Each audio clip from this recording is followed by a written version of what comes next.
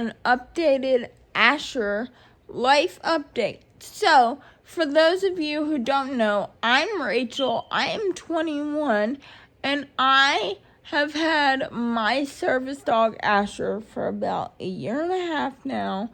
My previous service dog Sammy retired a few years back, and so I'm going to be doing a updated. Asher will be going through a 2-week training with my friend.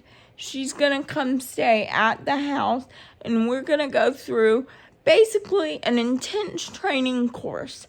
And I want to tell you guys everything we're gonna go over, okay?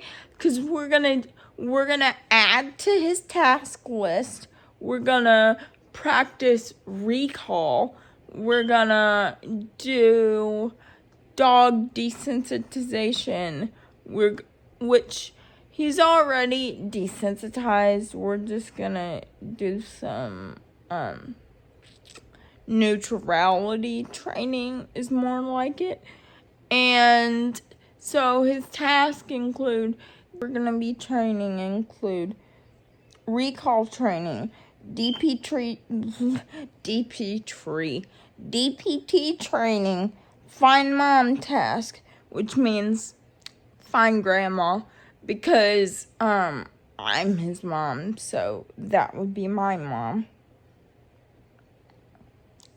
And then he's a little bit gear shy, so we're gonna work through that. And we have automatic door buttons, and we're gonna teach him to stand in front of me, so if I ever have a startle reflex, I can brace. And not like brace heavily, like heavy mobility bracing. I'll just kind of put my hands on him, taking off socks and handing them to me. Okay. And then the next thing, medical response to startle reflex. So basically, I have an involuntary startle reflex because of my spastic diplegia cerebral palsy. And it makes me jump a lot, and I hate it. It spikes my heart rate. It does a lot of things, and that's why we're gonna do DPT on the chest and, things like that to calm down that vagus nerve. And then we have DPT on shoulder area training, church training, EMS, and fire department training. So I'm gonna fire department to schedule an appointment for me, Bethany, and Summit, and Asher to go and check out the fire department so the dogs can see EMS in their gear, because I was diagnosed with partial epilepsy, and so if I ever have a seizure again, I want to know that my service dog is good with coming with me to the hospital, because now that I'm 21, my mom can't go with me. She can, of course, meet me there, but she can't, drive with me. Or, go in the ambulance with me is what I mean. So, I can go to young adult night at my church. As long as I have Asher with me, I feel 100% independent enough to do so. If I'm by myself, I'm not as outgoing, very, very jumpy, very reflexy, in pain. I'm not that comfortable. I can go without him, but I'd rather not. And so we're gonna do some church training. And yes, I know, because of the separation of church and state, we're gonna do EMS/ambulance training, downstate training. So if you know anything about Asher, for the longest time we couldn't figure out why he really was struggling to lay down and stay laying down in public, but it's because I had the wrong leash.